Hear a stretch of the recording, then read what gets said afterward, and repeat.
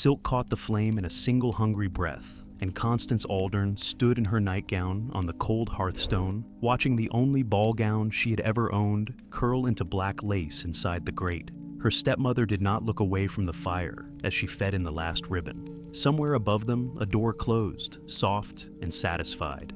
Constance did not cry. She had learned in 4 years under this roof that tears were simply more fuel.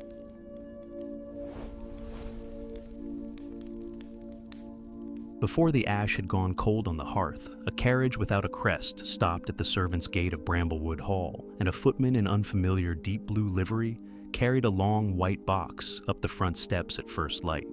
He asked for Miss Aldern by name. No one in the house could explain how the Duke of Rothermere, a figure who had exchanged perhaps a dozen words with her in her entire life, had known by dawn exactly what had burned in the night.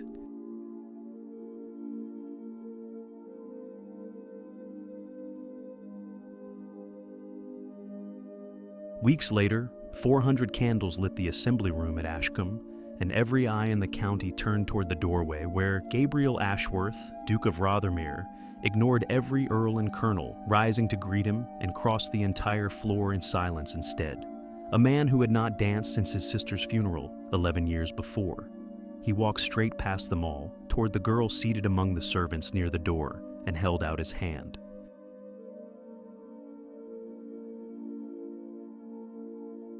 None of that had happened yet. On the night the gown burned, Constance Aldern was only a girl who had been told, in 100 small cruelties since her father's death, that she was worth less than the ash in that grate.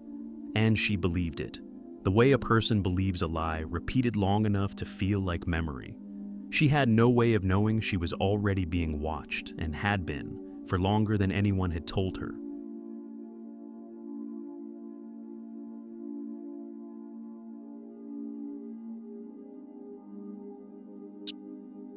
The gown had belonged to her mother, and before that to no one, because Lady Aldern had sewn it herself.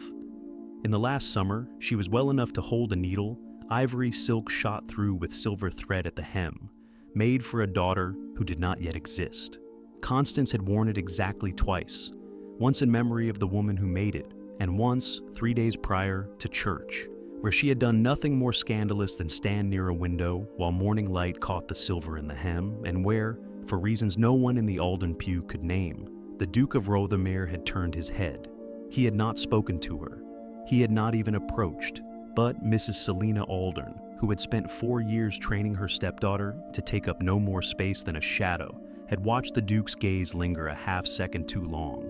and had gone home with her mouth set in a thin, flat line that Constance had learned to fear more than shouting. Selina did not raise her voice that night. She waited until the house was dark, until Prudence and Verity were laughing together over some private joke in the next room, and then she came to Constance's door with a candle and asked, quite gently, to see the gown one more time. Constance should have known gentleness from that woman was never free. She fetched it from the trunk at the foot of her bed, the only fine thing she owned, and watched her stepmother's face as she held it to the candlelight, admiring, almost tender, before she turned and dropped it into the cold grate and struck a second match herself. The silk did not burn quickly. It curled first, blackening at the edges the way a hand curls from heat. And Constance stood frozen in her nightgown, bare feet on stone, and understood with total clarity that this was not about a dress at all. It was about a look a duke had given her in a church pew, and about a woman who could not bear to be outshone by the daughter of the husband she had never loved. When it was done, Selina brushed ash from her sleeve as though she had merely tidied a room, and told Constance not unkindly that pride was an ugly trait in a girl with nothing to be proud of. Then she left and took the candle with her, and Constance sat alone in the dark with the smell of burned silk and the sound of her stepsister's laughter through the wall, and did not cry because 4 years of practice had taught her that crying only ever made the next cruelty crueler.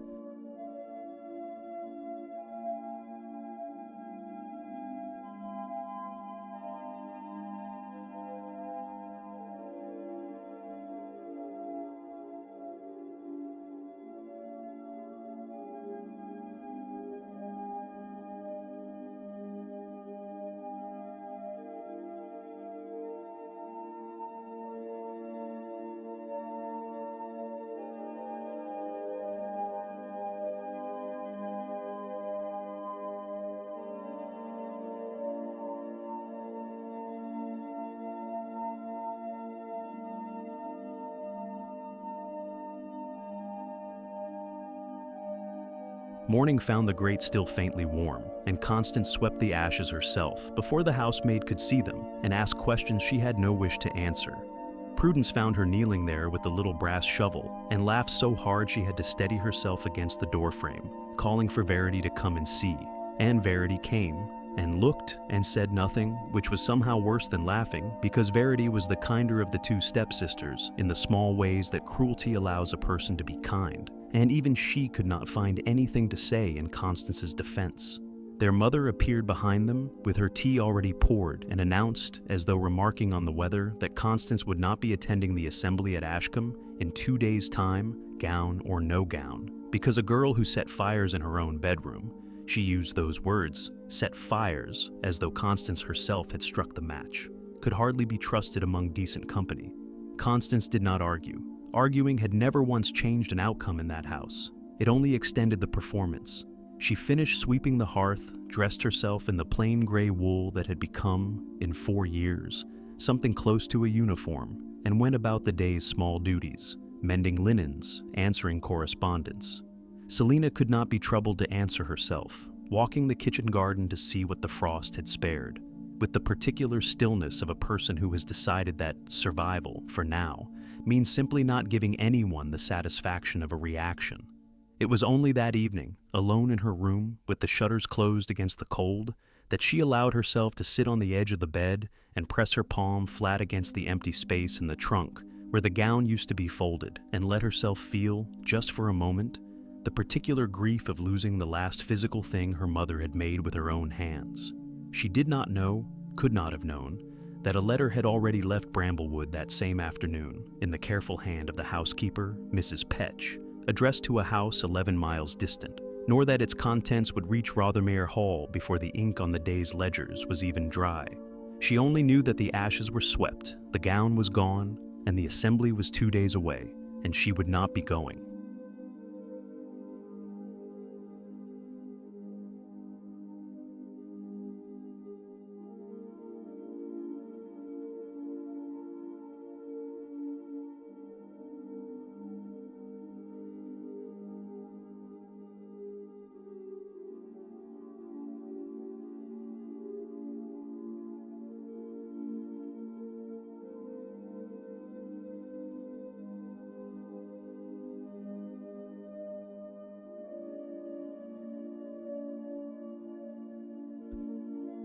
The carriage came before the household had finished breakfast, and it came without a crest, which the footman who answered the door found more unsettling than a crest would have been, because a crest at least told you whom to fear. The man on the step wore livery the deep, unornamented blue of midnight water, and he carried, laid flat across both arms like something ceremonial, a box, the length of a small coffin, tied with a ribbon, the same startling gold as a candle flame. He asked, in a voice that permitted no argument, for Miss Constance Aldern by name, and when Selina appeared instead, demanding to know on whose authority he called at such an hour, he said only that his instructions were to deliver the box to the young lady herself, and that he would wait on the step until she came. Constance came down in her plain gray wool with ash still faintly gray under one fingernail she had missed the night before, and took the box from his hands because there seemed nothing else to do. And the footman bowed, said not one further word, and was gone before she had even untied the ribbon. Inside, folded in tissue so fine it seemed to sigh when she lifted it, lay a gown the color of unset gold, silk over silk, with a fall of Brussels lace at the sleeve that Prudence, peering over her shoulder despite herself, recognized instantly as costing more than the whole of Bramblewood's yearly linen budget. There was no note. There was no name. There was nothing at all to explain why such a thing had arrived at such a house on such a morning, 2 days after a gown had burned, and 1 day after a letter no one but Mrs. Petch knew had been sent, and for a long moment nobody in the front hall said anything at all. Selina recovered first, the way she always did, smoothing her skirts and declaring in a voice gone thin and careful that it was clearly a mistake, some tradesman's error, and that it would be returned by the afternoon post. But her hand, when she reached to touch the sleeve, trembled very slightly, and Constance, who had spent 4 years learning to read the smallest tremors in that household, the way sailors read weather, understood, before anyone said it aloud, that her stepmother recognized the gown, or at least recognized what it meant, and was afraid.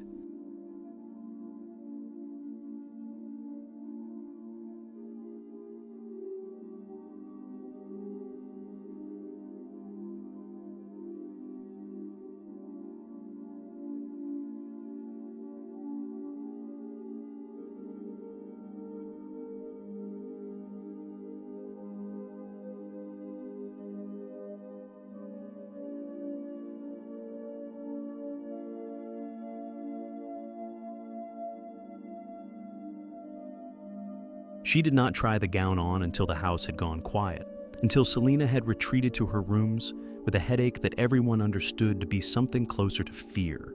and Prudence and Verity had exhausted their theories. A suitor, a mistake, a joke in poor taste, and gone to bed unsatisfied. Alone, by the light of a single candle, Constance lifted the gold silk over her head and let it fall into place, and stood before the small, spotted mirror that had come with the room rather than with her, and did not recognize, for one strange breath, the woman looking back.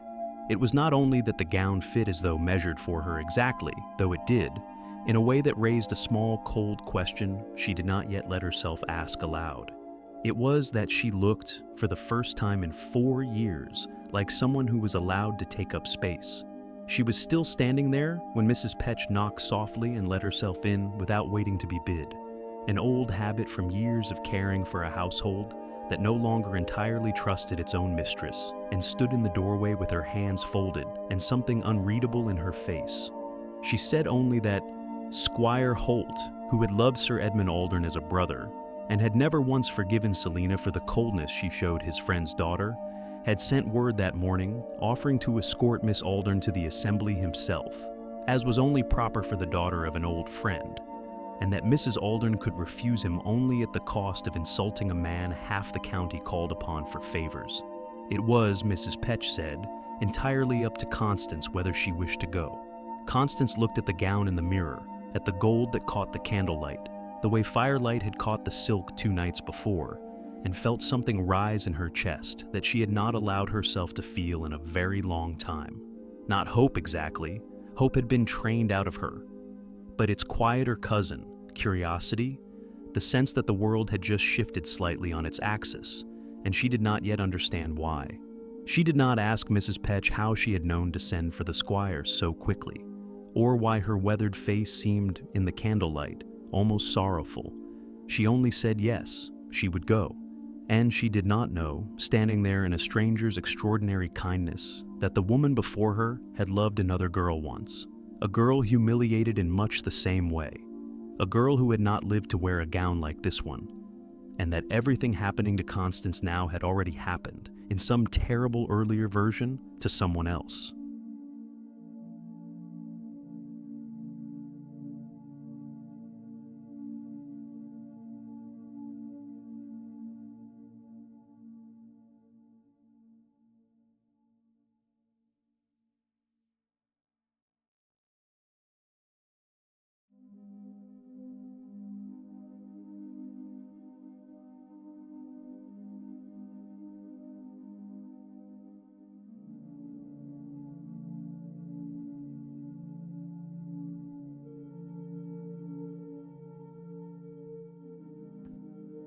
Ashcombe Hall on the night of the county assembly held 400 candles and perhaps twice that many opinions, and Constance had not been inside its doors in nearly 2 years, not since her father's decline had made attending anything at all impossible, and she felt the weight of every one of those opinions settle on her the moment she crossed the threshold in gold silk on Squire Holt's arm. The hostess, a thin, exacting woman named Lady Furnival, who owed Selina Aldern nothing and disliked owing anyone anything,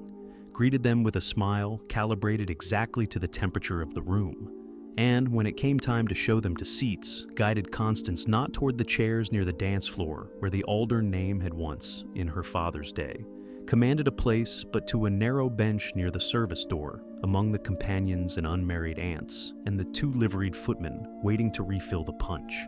Squire Holt protested, low and furious, but Constance touched his sleeve and told him, quietly,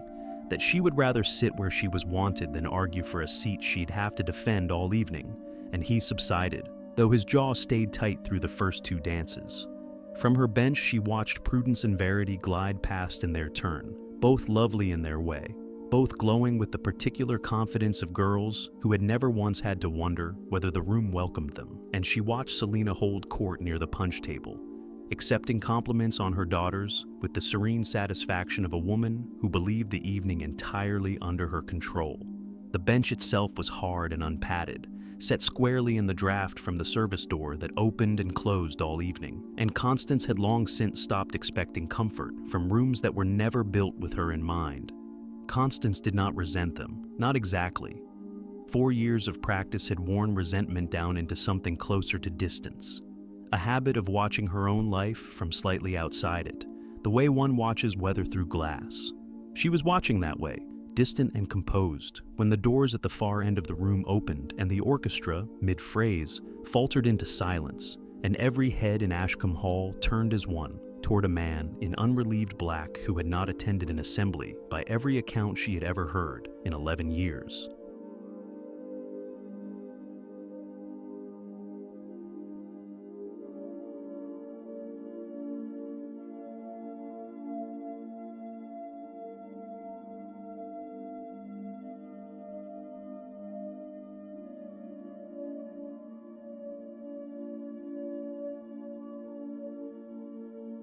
He did not stop at the tables of earls and colonels, who half rose in anticipation of being acknowledged, and he did not glance toward Lady Furnival, who had positioned herself directly in his path with the confidence of a woman certain of her own importance.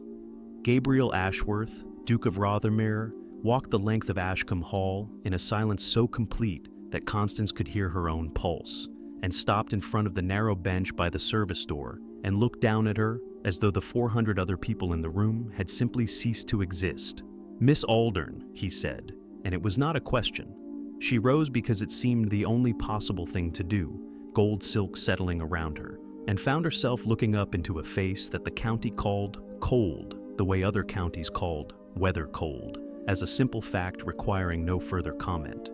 and found instead something else entirely. Not warmth, not yet, but attention, total and unhurried, as though she were the only puzzle in the room worth solving. "I did not think you danced, Your Grace," she said, because silence felt more dangerous than honesty. "I do not," he said, and then, after a pause exactly long enough to make the room lean in without quite meaning to, "I am making an exception." He held out his hand, and she took it, because refusing a duke in front of 400 witnesses was not truly an option any more than accepting had been, and the orchestra, after a stunned half-beat, found the courage to begin again. They danced. She would remember very little of the steps themselves later, only the particular quality of his silence, which was not empty the way she had expected, but full, careful, as though he were choosing not to say a great many things, rather than having nothing to say, and the way his eyes moved once, briefly, toward the corner where Selina stood with her mouth open and her composure, for the first time that evening, entirely gone. When the dance ended, he did not linger, did not ask for a second, only bowed with a formality that somehow felt more intimate than any flattery could have, and said, low enough that only she could hear it, that he was sorry about the gown, both of them, the one that burned and the one he'd sent to replace it, because neither should have been necessary. Then he was gone, back across the room, leaving Constance standing alone in gold silk with 400 pairs of eyes on her, and a single unanswered question burning louder than any of them. How had he known about the fire at all?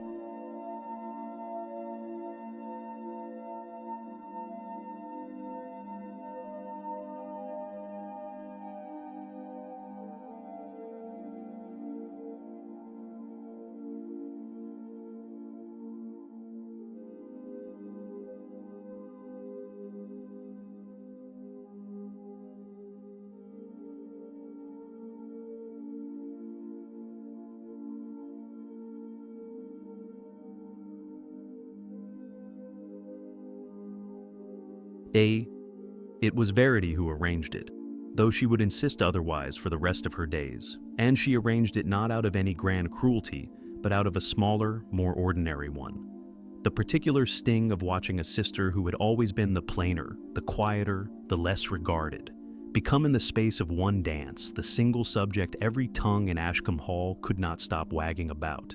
She found Lord Bexley near the card room, a guest of Lady Furnival's, with a reputation soft enough to be forgiven and sharp enough to be useful, and told him, in the careless tone of a girl passing on gossip, rather than plotting anything at all, that Miss Aldern had expressed a particular interest in seeing the Ashcombe Library, famous for its collection of maps, and that she would very likely be there within the half hour if a gentleman happened to mention it to her directly. The note that reached Constance came instead through a maid, folded and sealed with no crest, claiming that Squire Holt required a private word regarding a matter of her father's estate, and asked her to step into the library where he would join her shortly.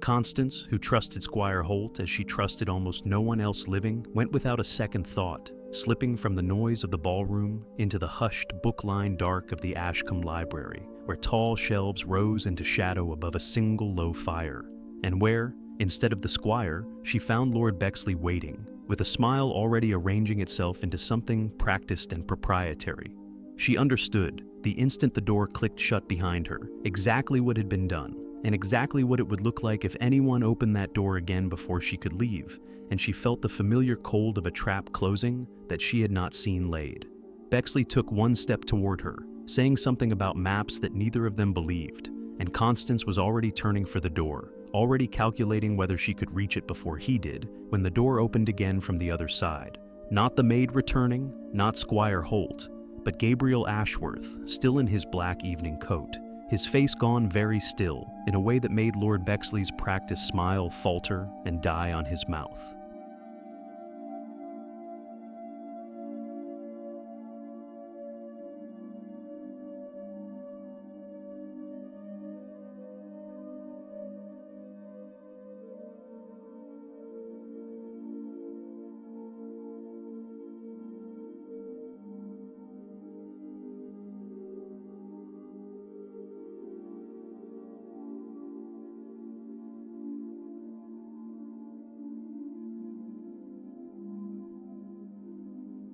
What passed between the two men took perhaps 30 seconds and no more than a dozen words, but Constance would remember it for the rest of her life, as the moment she understood that Gabriel Ashworth's reputation for coldness was, in fact, a reputation for restraint, and that restraint, once it broke completely. His voice never once rose. He crossed to Bexley in 3 strides, placed himself between Constance and the other man with the unhurried finality of a door closing, and told him, in a tone so quiet the fire seemed loud beside it, that he had exactly the time it would take to walk to the front step to remove himself from Ashcombe Hall, and that any account of this evening reaching another living soul would be answered personally. Bexley, whose courage had never once survived contact with an actual duke, went white and gone within the minute, and Constance was left alone in the firelit library with the man who had just, for the second time in one evening, rearranged the entire shape of her world without explanation. But the damage, she would learn within the hour, had already been done before he ever opened that door. A parlor maid, sent by Lady Furnival to fetch a shawl from the library, had glimpsed Constance entering alone some minutes earlier, and had, as parlor maids will, mentioned it to another maid, who mentioned it to a footman, who mentioned it, eventually and inevitably, to Lady Furnival herself, so that by the time Constance and the Duke emerged together from the library, separately would have been wiser, but neither had thought of it in the moment, both still too shaken by what nearly happened to consider how it would look. The story already moving through Ashcombe Hall was not one of a trap narrowly escaped, but of a young woman and a Duke found alone together, twice in one evening behind a closed door. By the time the second dance after theirs had ended, 3 separate versions of the story were already circulating, each more embellished than the last, and not one of them bore much resemblance to the frightened girl who had nearly been trapped by a man twice her age and half her honesty. Constance understood, watching the whispers ripple outward from the punch table towards Selina's suddenly triumphant face,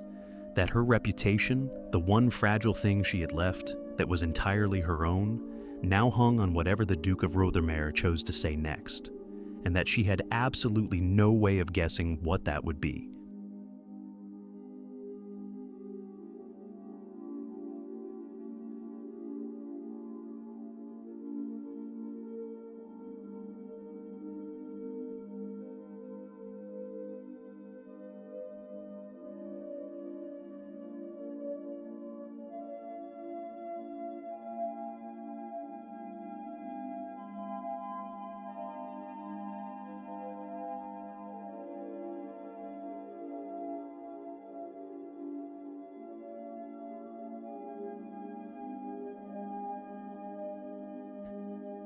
He did not wait for the whispers to organize themselves into a story he could no longer control.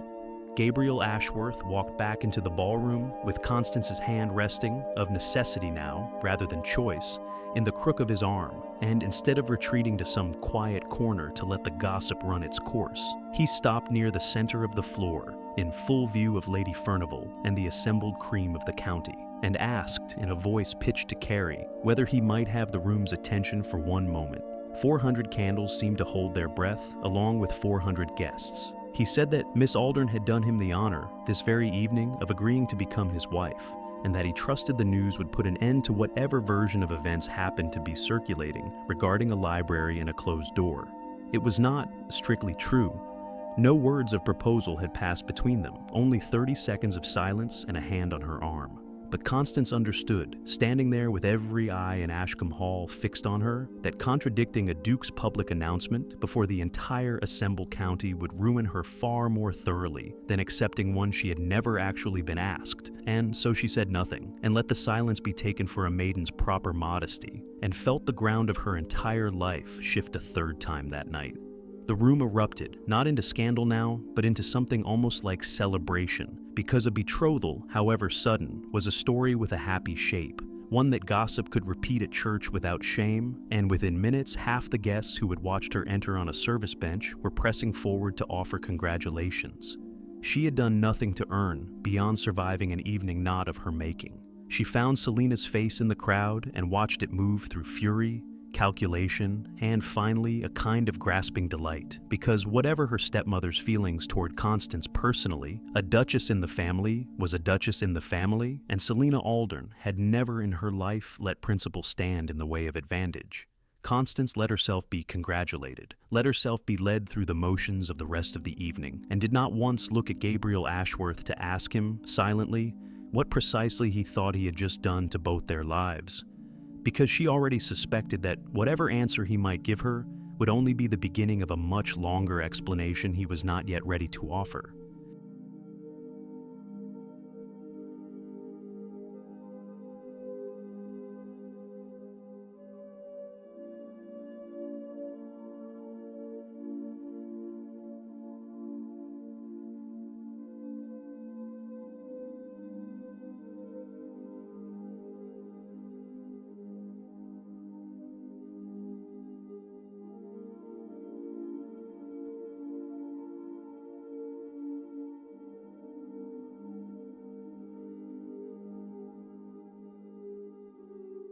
Three days after the assembly, a second carriage arrived at Bramblewood, this one bearing the Rothermere crest openly, and inside it sat a formidable silver-haired woman introduced as Lady Honoria Vale, the Duke's widowed aunt, who informed Selina Aldern with icy courtesy that propriety required Miss Aldern removed to Rothermere Hall under proper chaperonage while the betrothal particulars were settled, and that she would be departing within the hour. Selina, caught between fury at losing whatever control she'd imagined she still held, and delight at the sheer social weight of the word Rothermere, managed only a strangled sort of agreement, and Constance found herself, less than a week after watching her mother's gown burn in a grate, packed into a carriage bound for a house she had never once entered. Rothermere Hall, when it came into view past a long avenue of bare winter elms, was larger and colder looking than she had imagined. Gray stone against a graying sky, and she was shown to rooms grander than anything at Bramblewood by a staff too well trained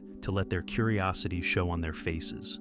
It was that evening, in a small sitting room with a fire built high against the cold, that Gabriel Ashworth came to speak with her properly for the first time since the ballroom, standing rather than sitting, hands clasped behind his back in a posture she was beginning to recognize as his particular armor. He told her that he owed her an explanation and did not yet know how to give the whole of it, only pieces, and that the pieces he could offer tonight were these: that he had known about the fire before she ever wore the gown he sent, that he had known other things about her household besides, for longer than either of them had been introduced, and that when he saw her seated on that bench by the service door, dressed in gold and treated like a shadow, something in him that had been closed for 11 years had simply refused to stay closed any longer. He did not explain the 11 years. Constance did not ask, not yet, though the number lodged itself in her like a splinter she would keep returning to. She only said quietly that she was grateful, and that gratitude and understanding were not, she was beginning to suspect, the same thing at all? And he looked at her for a long moment across the firelight, as though weighing how much more he dared to say, before he told her only that he hoped, in time, they might become the same thing, and left her alone with the fire and a great many more questions than she had arrived with.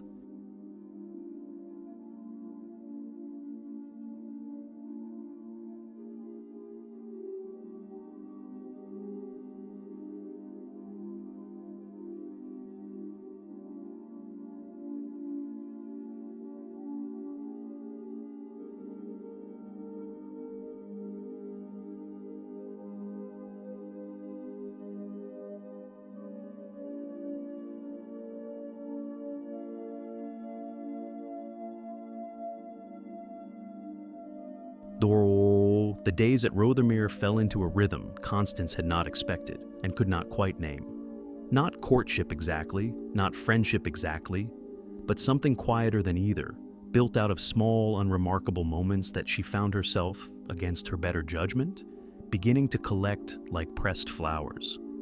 There was the evening she mentioned, only in passing, that the east wing ran colder than the rest of the house, and returned to her room an hour later to find an extra quilt already laid across the foot of her bed, delivered not by a servant, but by the Duke himself, who left before she could thank him and denied, the next morning, having done any such thing.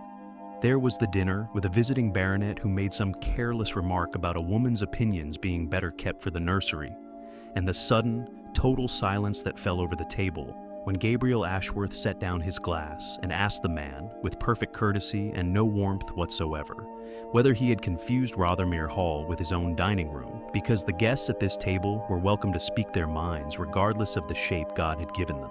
There was once unbelievably a laugh, real and startled out of him by some dry observation Constance made about his aunt's card-playing habits, a sound so unfamiliar in that house that a passing footman nearly dropped a tray. Even Lady Honoria, who guarded her nephew's moods the way other women guarded jewelry, remarked once over breakfast that she had not heard that particular laugh in longer than she cared to count, and said nothing further, though her eyes lingered thoughtfully on Constance for the rest of the meal. Constance began, in those small, collected moments, to understand what the county's talk of coldness had missed entirely. That Gabriel Ashworth was not a man without feeling, but a man guarding an enormous quantity of it behind walls built, she was increasingly certain, by something specific rather than temperament. She found evidence of those walls quite literally one gray afternoon, exploring a corridor in the west wing she had not yet been shown, when she came to a door unlike any other in the house, plain, unornamented, and locked, though every other room she had passed stood open to daylight and airing. A young housemaid polishing a nearby sconce saw her hand rest on the handle and went very pale, very quickly, and said only in a rush that the room had not been opened in 11 years, and that nobody in the household, not even the housekeeper, was permitted to ask why.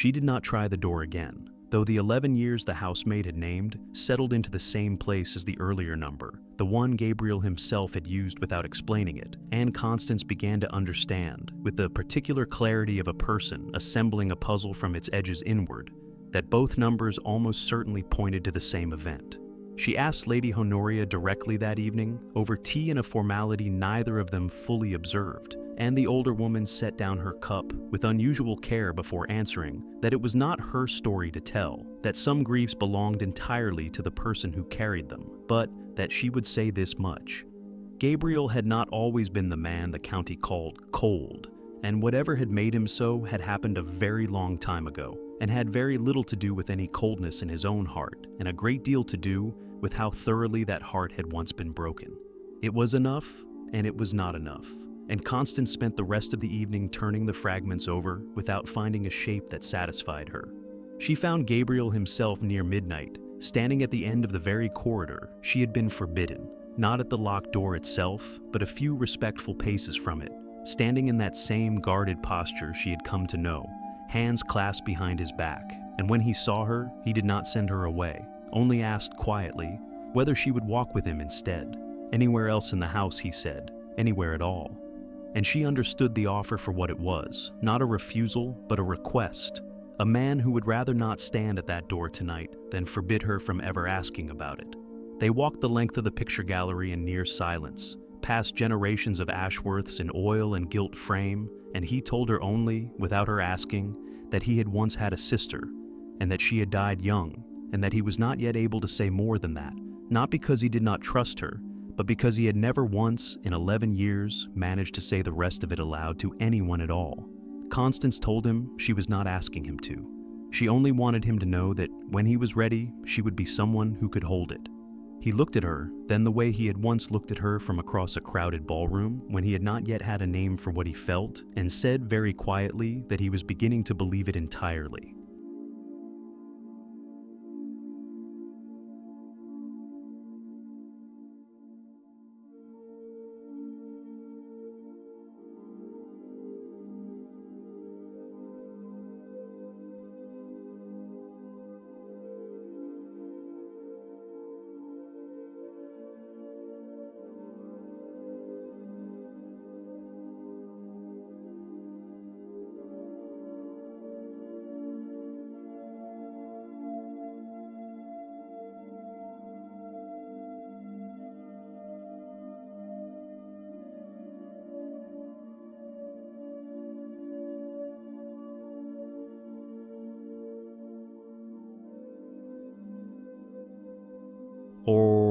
He came to her almost a month later, on an evening when frost had turned every window at Rothermere into lace, and told her, without preamble, that he was ready,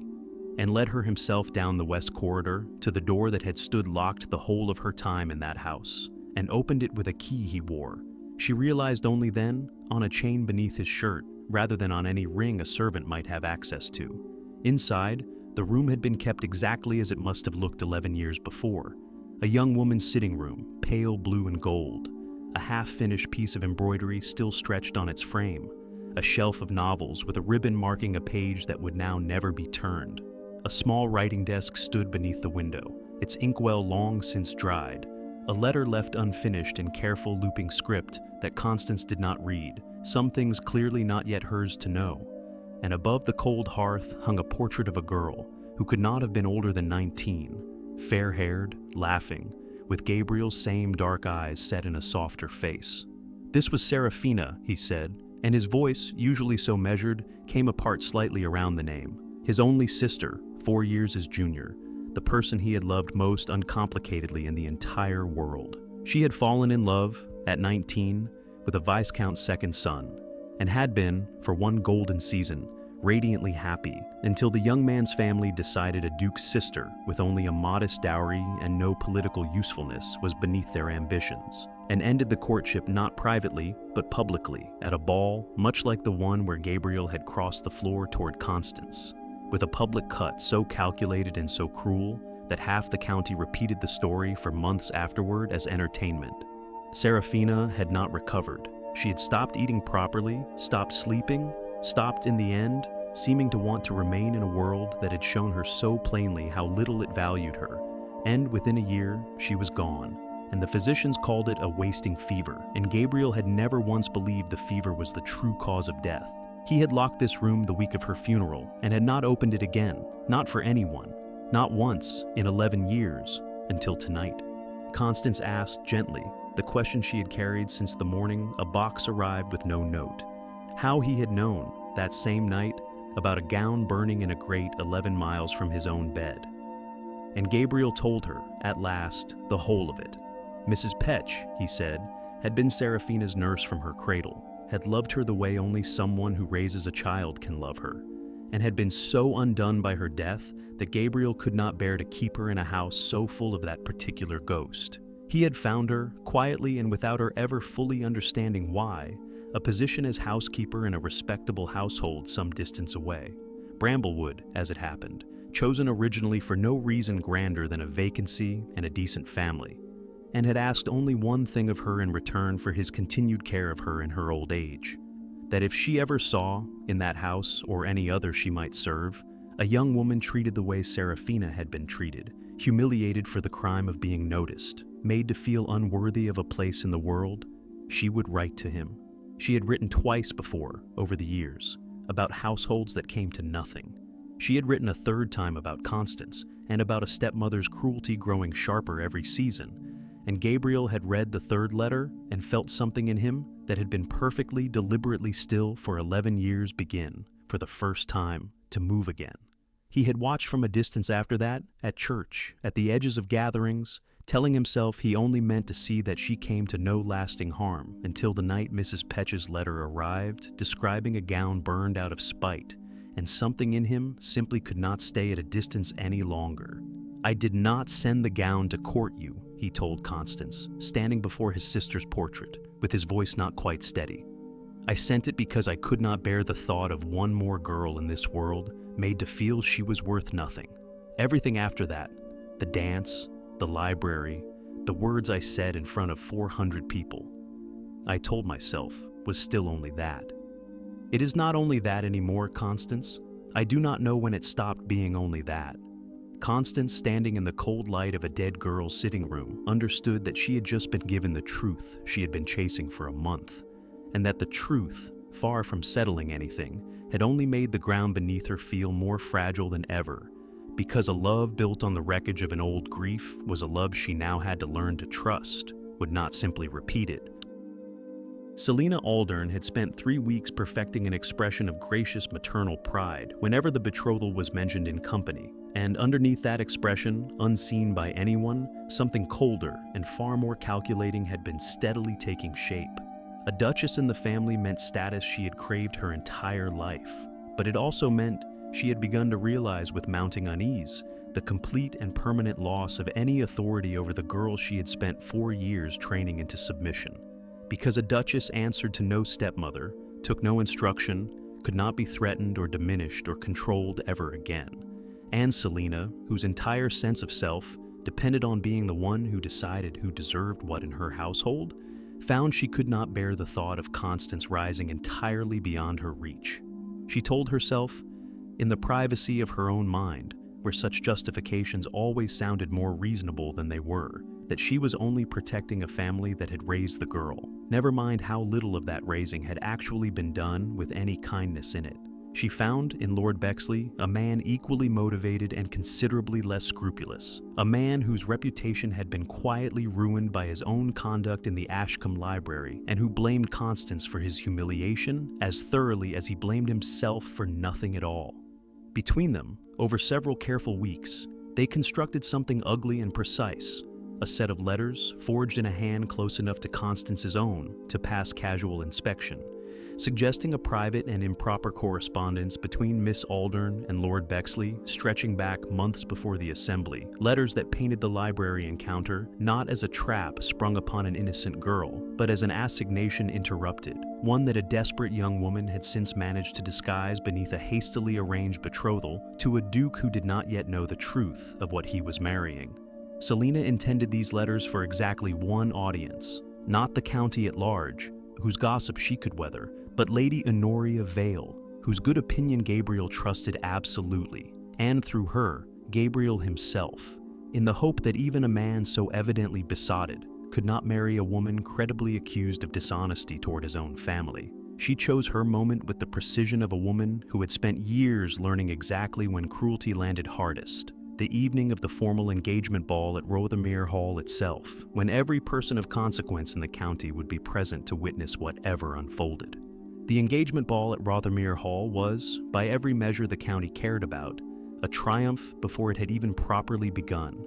The grounds lit with lanterns strung between the bare winter trees, the ballroom warmer and more crowded than Ashcombe's had ever managed to be, Constance herself dressed not in borrowed gold this time, but in a gown of deep green silk, chosen entirely by her own hand, standing beside Gabriel at the top of the receiving line, while half the county filed past, to offer congratulations that felt, at last, almost entirely sincere. For nearly 2 hours she allowed herself, for perhaps the first time since the night of the fire, simply to enjoy an evening without calculating the safest place to stand. And it was that unfamiliar ease, she would later think, that made the summons to the library land so much harder than it might otherwise have. She did not see Selina slip away from the dancing partway through the evening, did not see her cross the hall toward the small library where Lady Honoria had retreated briefly to rest her feet, did not see the folded letters change hands, or hear the careful, wounded performance Selina gave. A mother's reluctant duty, she called it, to warn a dear family before a mistake was made that could not be undone. Constance only knew that something had shifted when a maid found her near the punch table, curtsied with unusual nervousness, and said that Lady Honoria requested her presence in the small library at once. And that the request had come with a face on it the girl clearly did not know how to describe, except to say that it had frightened her. Constance excused herself from a conversation she would not later remember a single word of, and walked the length of the ballroom with the particular dread of a person who has learned, over many years, to recognize the exact texture of trouble before anyone has told her what it is, and found, waiting for her in the small library, the very room where Bexley had once cornered her, she realized with a fresh chill,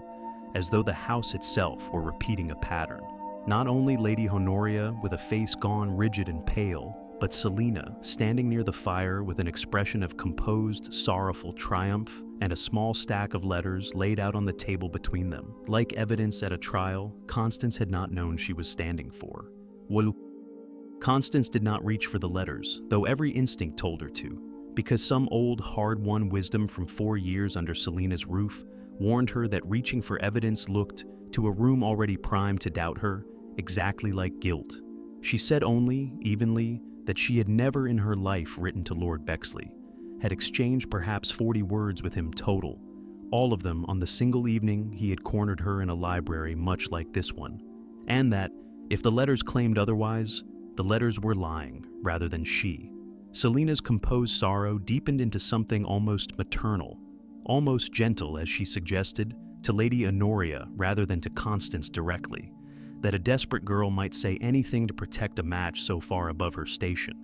And it was precisely at that moment, with the accusation hanging fresh in the air, that the library door opened once more, and Gabriel Ashworth walked in. Having been fetched by a footman, Lady Honoria had quietly dispatched the instant she understood what was unfolding. He did not raise his voice, did not so much as look at Selina directly at first, only crossed to the table and lifted the letters one by one, reading with the same total, unhurried attention Constance remembered from the night he had crossed an entire ballroom toward her. He noted, aloud, that the second letter referenced a private meeting supposedly held on the 11th of the month, a date on which Constance had not left Rothermere Hall at all, had in fact spent the entire day with his own aunt reviewing linens for this very ball, a fact Lady Honoria herself could confirm without hesitation, because she had been present for every hour of it. He noted that the hand, while a careful imitation, slanted consistently backward on every capital letter, a habit Constance's own correspondence, of which he had received a great deal in recent weeks, did not share at all. And he noted finally, looking up from the pages for the first time to meet Selina's eyes directly, that he had, as it happened, kept every letter Mrs. Petch had ever sent him regarding the Aldern household, going back years, and that a comparison of hands, should it come to that, would very likely prove instructive regarding exactly which member of that household possessed a talent for careful forgery. Selina Aldern's composure did not survive contact with the word forgery spoken aloud in a duke's steady voice, and what replaced it, in the space of perhaps 10 seconds, was not remorse but a kind of cornered fury that stripped away, for the first time in Constance's memory, every careful performance her stepmother had ever given. She said several things in that fury that she would spend the rest of her life wishing unsaid. Admissions dressed as accusations, details that made plain to everyone in the room exactly whose hand had held the pen, and Lady Honoria, listening with the flat, unforgiving attention of a woman who had raised children of her own and recognized cruelty when she heard it, confessed, said only that she would be informing every hostess of consequence in 3 counties of precisely what had occurred here tonight, which was, for a woman like Selina, a sentence considerably harsher than any court could have handed down. Gabriel did not gloat, did not raise his voice even now, only asked Selina to leave Rothermere Hall before the hour was out, and turned to Constance with an expression that asked, silently, whether she wished the rest of the county to know the truth, or whether she would rather let the matter die quietly. Constance thought of 4 years of small cruelties absorbed in silence, of a gown burned in a grate, of a bench by a service door, and found she was, for once in her life, entirely unwilling to let anything die quietly. She asked only that he tell it plainly, all of it, and he did, walking back into the ballroom with her hand in his, stopping the dancing a second time in that house, and telling 400 guests in a voice that did not waver once, the full and unvarnished truth of a stepmother's cruelty,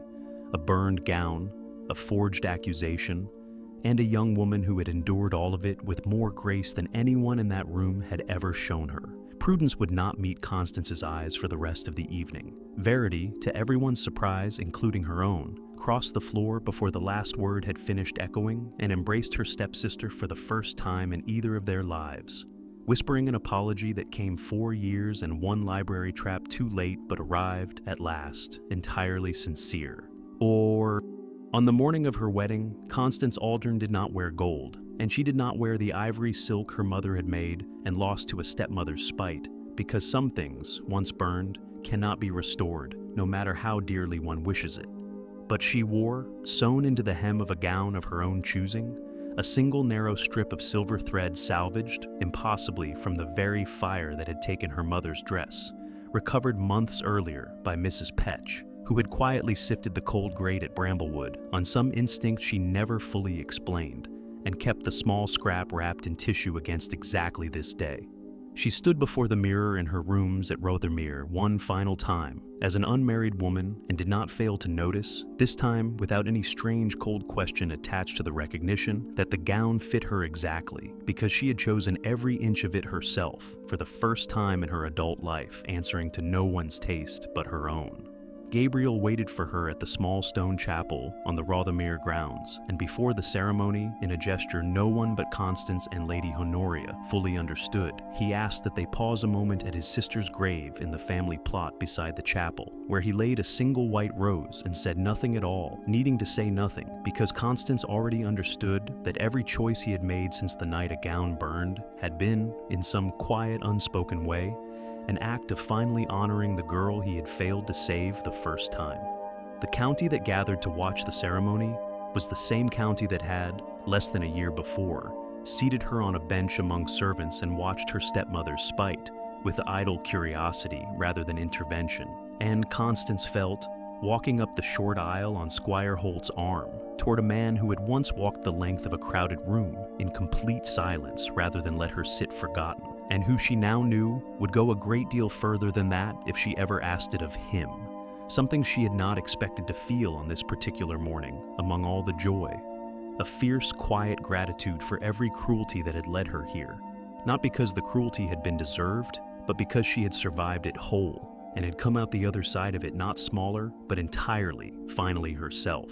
Years later, the story of the gown that burned and the gown that came at dawn had softened, the way stories do, into something the county told fondly rather than cruelly, though few who repeated it remembered that the girl at its center had once sat on a bench by a service door, while people who should have loved her looked away. Constance, Duchess of Rothermere, became known in time for a particular, quiet habit that no one quite traced back to its origin. A standing invitation at Rothermere Hall for any young woman in the county who found herself, for whatever reason, seated too near the edge of a room that ought to have made space for her.